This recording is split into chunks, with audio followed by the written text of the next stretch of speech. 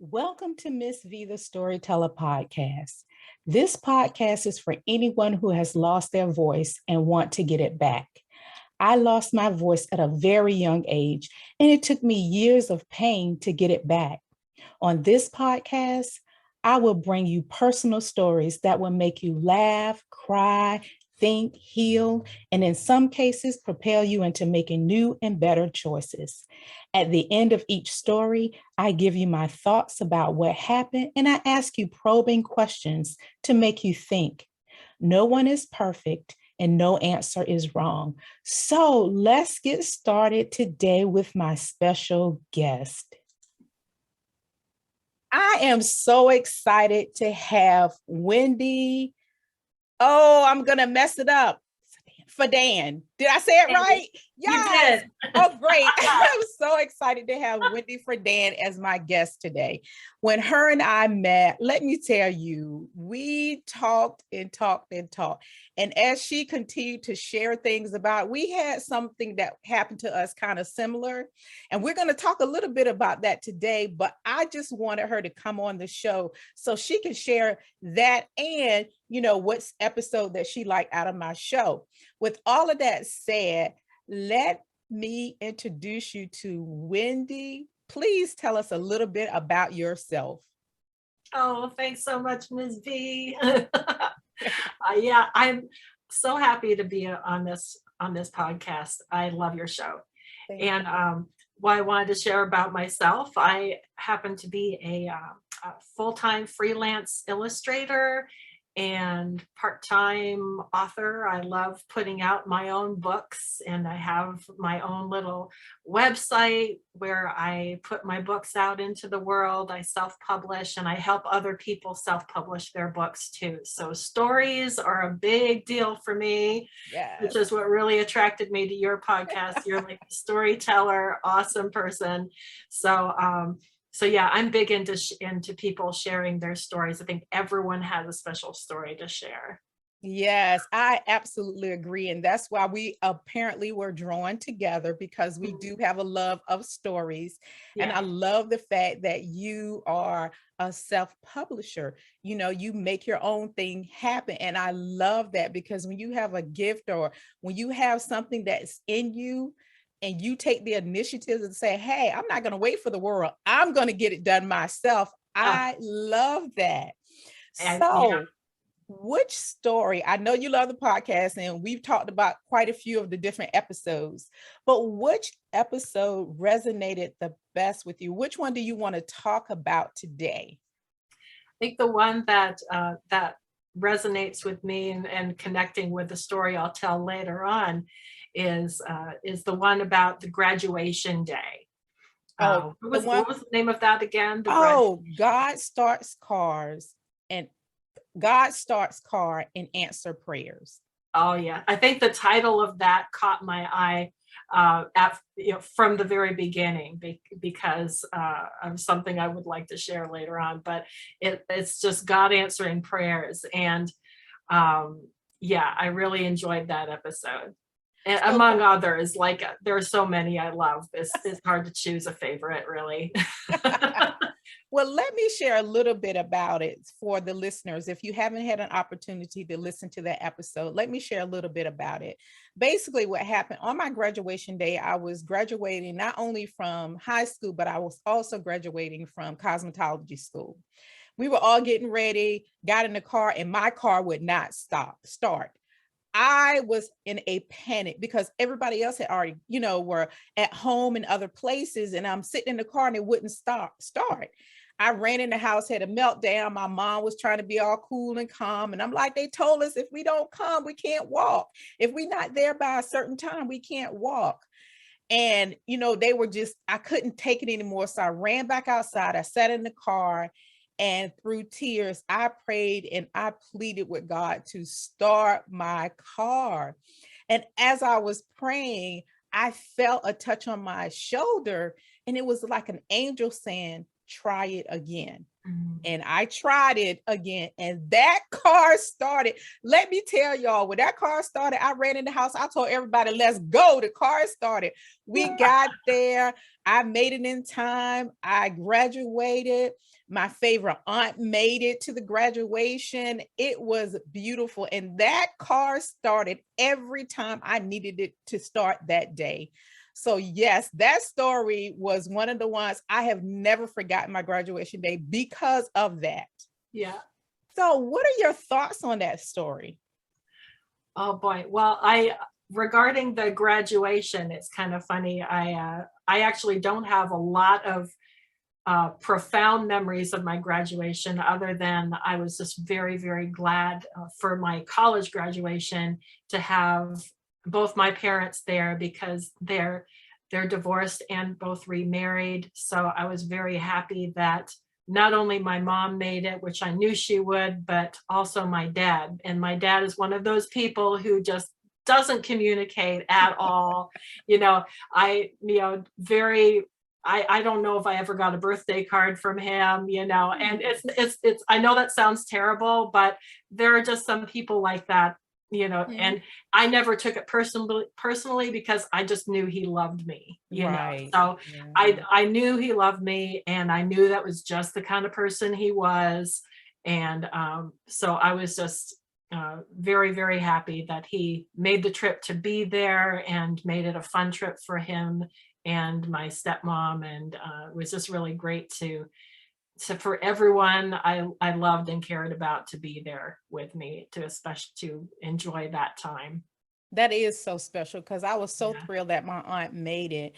And I know that, if I hadn't have been so diligently going outside and just praying, that car probably would not have started. And I'm glad God said, my angel, he sent an angel to say, start it again, because I was crying and I was so upset. And he was like, okay, let me send somebody to make this girl try to turn this car on again. And I did. But I also know that you have a similar story of something that happened to you when you really prayed and asked God for something. And it took him a minute, but he eventually answered that prayer. So please share with us, the story that was similar to mine as far as God answering your prayer. Thank you. Yeah. This was a big story that I just love to share with people. I was I lost my engagement ring, and I it's what not wasn't one of those moments where it wasn't one of those situations where, oh my goodness, where is it? I don't know when did I last see it? It was lost for maybe even 3 or 4 years. Yes. And the thing is, I never really wore it anyway, because it was one of those, traditional engagement rings where the ring pops out, it pokes out. So I never wanted it to get caught on anything. I was a young mom, so with little kids, I was still wiping stuff and getting dirty, and so I never wanted to wear it because it was too special. So I would only wear it maybe for special occasions. And so I was like, I have no idea where this ring is. And I was scared to death to tell my husband that I had, and I knew it wasn't quote unquote lost. Okay. I knew it had to be somewhere. I was like, I didn't lose it. I just don't know where it is. Misplaced it. I misplaced it. Exactly. So I think I was talking with someone about prayer and about, asking God for things, and something made me try to pray in a different way, rather than just saying, oh, please God, help me find my ring. Please God, Yeah. help me find my ring. Instead, I thought, you know what? Maybe I need to be more specific with Yeah, God. that is so true. That is Yeah. very true. And just like say, okay, instead of please help me, I'll try to meet him halfway by really thinking more about this and saying, okay, God, can you please lead me to where my ring is? Like, is there a way that you can lead me to it? Can you maybe give me some hint of some kind, or that triggers a memory of some kind, so that I can or just lead me to the place where it is in some way? Just give me some kind of hint of where it might be, so that I can figure it out and remember where the heck it is. So I prayed that way, and nothing happened for a while, but I kept trying to have that mindset, when I was praying about it. And finally, weeks, months passed, I guess, and I think it was within that same year that I was praying that way. And my husband and I were going on a road trip together, just the two of us. And we were on our way to our destination. My husband was going to stop at his friend's house, and they were going to have a drumming jam session. And we were stuck in traffic. So we were stuck in traffic for such a long time. It just started to gnaw on me and gnaw on me and gnaw on me about this ring. I felt the God nudge happening in a big way, where they just have this, God's voice inside your head. And I just thought, you know what? I can't keep it any longer. I just feel like I really have to tell him and confess to him that so I told him, I said, I have something to tell you. And of course, when you say that, like, oh boy, what is it? So I said, don't worry, I didn't lose this ring, but I just wanted you to know I've been having a hard time finding it. I know it's around somewhere, but I have no idea really where it is. And, I'm just praying that God can lead me to it, So he took it okay. He was disappointed, of course, but I told him, I assured him, I know it's not lost. It's somewhere. So there was quiet for a little while in the car. And then finally he said, you know what? He said, don't worry about this, but I'm taking my wedding ring off. Oh. And he said, don't worry. The reason why I'm doing it is because when I'm drumming, the ring chafes my finger. So I always have to take it off before I start drumming. So he said, don't worry, I'm going to put it in this special pocket that's in my pants that I always know it's going to be safe. So after he said that, something sparked inside my head. And that was the thing. It just, the light bulb went on. His words, I'm putting it in a safe place where I know it will be safe. Those words just really hit me. And finally, I went to my purse, which I had emptied out, I don't know, at least 3 times before. Wow. Emptied out this purse completely, trying to find the ring. And I thought, you know what? Have I really explored every single nook and cranny of this purse? And there was one of those pockets in that purse it was really deep. It was so deep that I couldn't reach the bottom just by putting my hand into it. It was kind of like one of those secret, or one of those special pockets for a cell phone or something. Okay. It was very narrow. And so I was able to, I tried putting my hand in there. And once again, I was like, I can't even feel the bottom of this pocket.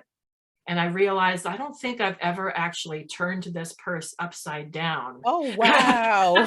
To see if there's anything really at the bottom of that pocket, because if there was any place that was very safe in that purse, it would be that pocket. Wow.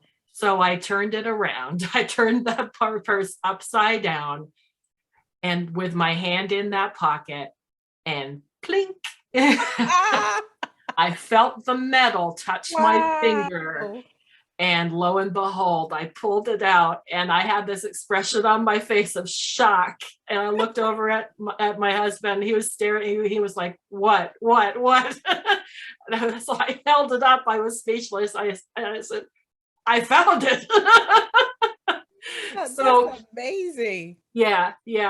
So I was just like, I was floored. And the thing that got me about that story was, it was a very interesting thing, is it wasn't just the prayer that made me find it. I was like, I knew that God was waiting for me to tell my husband and confess to him that I Yes. lost it, because I'd been not really lying, but just not telling him the whole truth, you know, for all I'm this glad time. you said that, because that was a question that I wrote down. As you were Uh, talking, I wrote it down and I was saying, I wonder if she thinks that God was just waiting for her to tell her husband so that he could reveal it to her where the ring was, because the prayer was a good prayer, Lord, just lead me to it.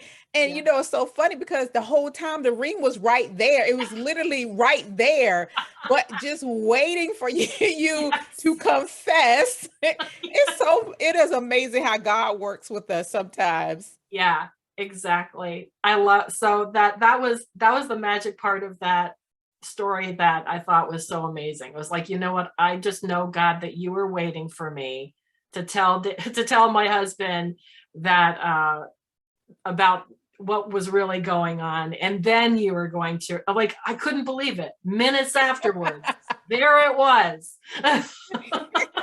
That is amazing. And when you and I talked before, I was sharing with you about my jump drive. I was sharing with her that I misplaced it. I know it's not lost. And I Uh-huh. was telling her, I've been praying and praying about it. And God is like, you don't need it yet. And the more, and in your case, it was a couple of years. It hasn't been a year yet. It's been like maybe 5 or 6 months. But I keep feeling like I need it, and God keeps constantly showing me that you don't need it yet. You don't Mm, need it yet. And when you do need it, I will reveal it to you, because I keep going, because God knows that if I get it back, then most likely I am going to go and do something that He does not want me to do right now, yeah. because a lot of the things are on that. And so even with you, it's like, okay, God is like, okay, 1 year, 2 years. When are you gonna confess? Yeah. He was waiting for me the whole time. I love it. I Tapping his fingers. So let's talk about the questions at the end of the story. As my listeners, I always ask probing questions at the end of my stories, just to make you think. And so one of the questions, well, it's a couple of questions in one. The question is, did you have any bumps in the road on the day of your graduation? How did your graduation day go? Well, let's see. I think the only bumps in the road that I can remember, really, I don't remember any from my college graduation. From my high school graduation, the only kind of maybe bumps in the road that happened was I graduated. I was in the National Honor Society for a little bit in high school, and all of my best friends were, but I ended up dropping out of the National Honor Society, Okay. like I think after a year of being in it. So when in graduation, of course, everyone in the National Honor Society, they have these nice sashes, Oh yeah. so there was a little bit of, that envy, I guess, that was going on my graduation day. I'm like, oh man, feeling bad about myself that I didn't, get to, that I wasn't able to keep my grades up in order to stay and graduate with honors or something. But so I think the only kind of bump in the road I needed to deal with was just my insecurity, and Okay. just accepting, and like, you know what? My friends are great. I love them and I'm happy for them. Yeah. And it did, and the thing is, one of my besties, she and I both dropped out of the National Honor Society. So we Oh. we kind of joked, we ended up joking about it to each other, that we were the National Honor Society dropout club. Dropouts. Kind of started your own club. Yes, yes. So we ended up basically helping ourselves feel lighter about that, and not feeling, instead of feeling bad about ourselves, we're thinking, oh, we're the National Honor Society dropout team, and just making a joke out of it, like my friend always did. She was really good at making me laugh and That's making good fun of that you can laugh about it. Cause for me, when I think back on the story, I laugh about it now. me. Um, And I think back on it and I learned so much. And I believe that God allows things to happen to us for us to learn from it. And, I had to learn that God does things in his timing. God was going to start the car because he knew how much it meant to me, you Yeah. know, and I also learned about being obedient. When you hear that whisper, do it, because God wouldn't lead us the wrong way. I Mhm. also learned that, on that day, I learned how much my auntie loved me because she was blind and she was determined to be there. And Mm. she told me when she heard my name call, she was one of the loudest people out there yelling because she was in the car because it was just too much for her to, come in. And it was outside. It was on the we had it outside on the field, on the football field, and it was too much for her, but that warmed my heart. And I learned so much from that story. Now, the story you just shared about the ring, what was another lesson you learned besides not telling your husband for 3 years? Yeah. What was another lesson that you learned from it? I learned that prayer really does work for Yes. one thing, which is one of the things that was really cool about your story too, is like getting that wonderful little miracle. And sometimes God's answer is no, of course, Of course. but it I really felt that knowingness that God was there and he was trying to help, or that, yeah, that's the thing, like he was trying to help me. I really did feel like God was, he's trying to help us all the time and we just have to meet him halfway. Right. you know Yeah. he can't just, he can just perform miracles left and right if he wanted to, but you know what, we don't grow that way. Absolutely. And you are Yeah. so right about that because that's the only way we do grow is going through things. One Yeah. of the things I want to just, when I'm thinking about your story is that your husband didn't get upset with you and you didn't tell him out of fear that you thought that he was going to get upset with you. And I love that it didn't even bother him. I guess he felt like you're my wife. It doesn't matter if you have a ring on or not. You're my period. Yeah. I love that. And even him telling you why he was taking his ring off, Mm, that tells me so much how he cares about you. That mm, is so great. You are a lucky woman to have a husband like that. You know, and I'm learning from you because I'm not married yet. But uh-huh. honesty is so important. I think sometimes like you didn't tell him out of fear, Mm, and that is why, and I think maybe God was trying to help you. Okay, well, you didn't have a reason to be scared. Look at this man. mm, He is mm. not upset with you at all. He is cool as a cucumber. You could have told him day two.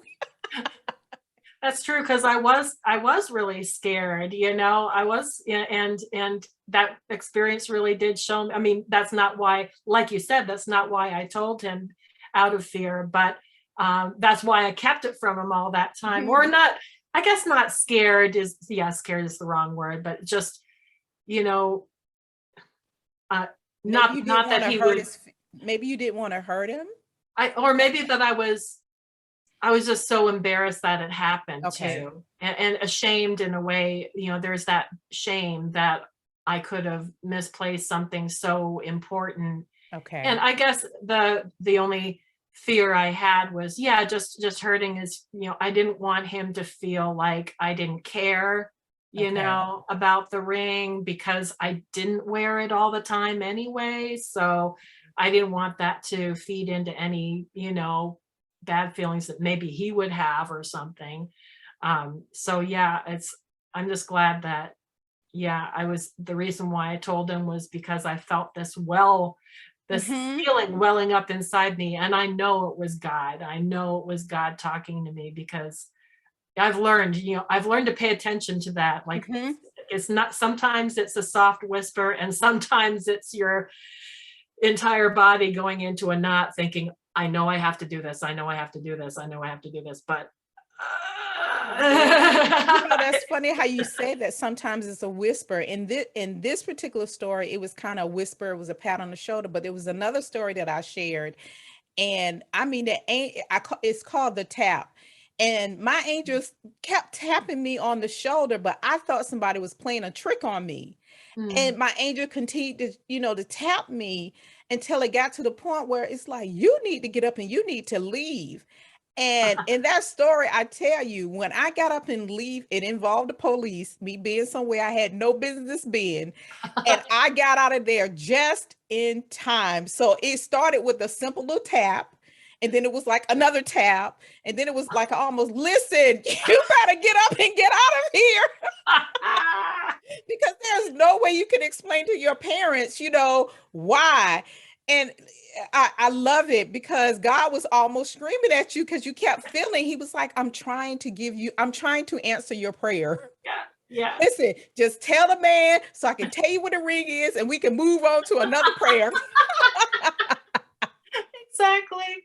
Oh my gosh. Yes. Listen, Wendy, this has been amazing. I have thoroughly enjoyed you. But what I want to know, I know that you self-publish. That means that you have books yourself and you have things that you do. So please tell my listeners where they can find you. If they have books out there that they want to publish, just share. So, and I'll make sure that I put it in the description, but I want you to share with them right now. Thank you very much for that opportunity. Yes, I have my own website. It's called cawpublishing.com, and the CAW stands for Create a Way, because I'm really into creating a way for, for myself, for yourself. I think, there's always a way. There's always a way to do something. And so Create a Way Design and Publishing is the name of my little business that I started up for myself. So it's cawpublishing.com, and you can find all my books there, and the books that I have helped other people put out as well. They're on there, books I've illustrated for other people. Oh, wow. And I like to, so yeah, you can also contact me through that website. I have a contact page, so you can shoot me an email from there. And if you have any questions about self-publishing, I'm very happy to share any information that I have because I just really do believe everyone has a story to share. We have several stories to share. Life itself is stories. I mean, everything that we go through are stories. Like I said before, the Bible is just full of stories. Oh my goodness. Our lives are just stories. Do you have any social media handles? Yes, that's right. I'm a Facebooker, so I'm on Facebook. You can find me just with my name, Wendy Fedan. Last name spelled F as in Frank, EDAN. And I'm also on LinkedIn. I'm trying to get it. I do have a Twitter account, but I'm not really active on there. Trying to also get into Instagram. I have accounts in both those places, but Facebook is really my social media platform lately. Okay. I will make sure that I have that in the description so that everyone can find you. Just get real briefly before we leave. Can you tell us the names of a couple of the books that you have? And are there anywhere else besides your website? Yes. Well, they're also on Amazon. Okay. So you can also search me on Amazon, and you'll find all my books there too. So yeah, I've got, I do mostly children's picture books. One of them is called Frida the Create-A-Way Fairy. And it's this cute little book that I actually created. I wrote it a couple years before the COVID year, and finally the COVID year was my year to self-publish that one. Guys, I finally had that time to be able to devote to illustrating it. It's about a little fairy that is written in rhyme, and it's a cute story about a fairy that just encourages all her forest friends to be creative in their own different ways. That sounds really nice. That's good. I wanted you to share a name of it is because I have lots of friends who have children and they love books. Oh, And great. so, yeah, they love books. So I want to get it out there for anyone who loves, reading books, if you have children, or even for gifts, to be able to support you. Thank you. So And yeah. I'll also mention, in addition to those picture books, I also have a novel series for middle grade readers, but also, adults have been enjoying them as well. It's called Somewhere in Between, and it really is a message of light versus darkness Mm. in these books. And it's basically, it's using a lot of my personal feelings about battling depression and Oh. putting them into a very fictitious story about a boy in the afterlife, seeing the battle that goes on between good and evil in the background that us live people don't necessarily see. But it's a very Stranger Things vibe. So it's a very lighthearted, a lot of humor, even though it does have some of these more heavy topics involved. Okay, great. Well, thank you so much, Wendy, for being here. Like I said, I have thoroughly enjoyed and I love your story. I really do. Now, I need you to pray and ask the Lord to help me find this jump drive. Yes, please, God, please Or help lead her yes. to where it is. Please help lead her to where it is. Because maybe your prayer, because mine is like God is still, I'm still in the wait stages. I don't have anyone that I need to share any information with, like you had to share about the ring being lost. I don't have anybody. So it must be Yeah, something else, but hopefully I'll find it. But again, thank you for being here. my pleasure, Ms. V. This has been great. All right. Thank you for taking the time to listen. I pray that this episode would make you think about your memories and how they have impacted your life. If you like what you hear, please follow me on Facebook, Instagram, LinkedIn, YouTube, or you can email me at valelliott@gmail.com. That is VALISONELLIOT @gmail.com. All right, friends. Thanks for listening. Bye.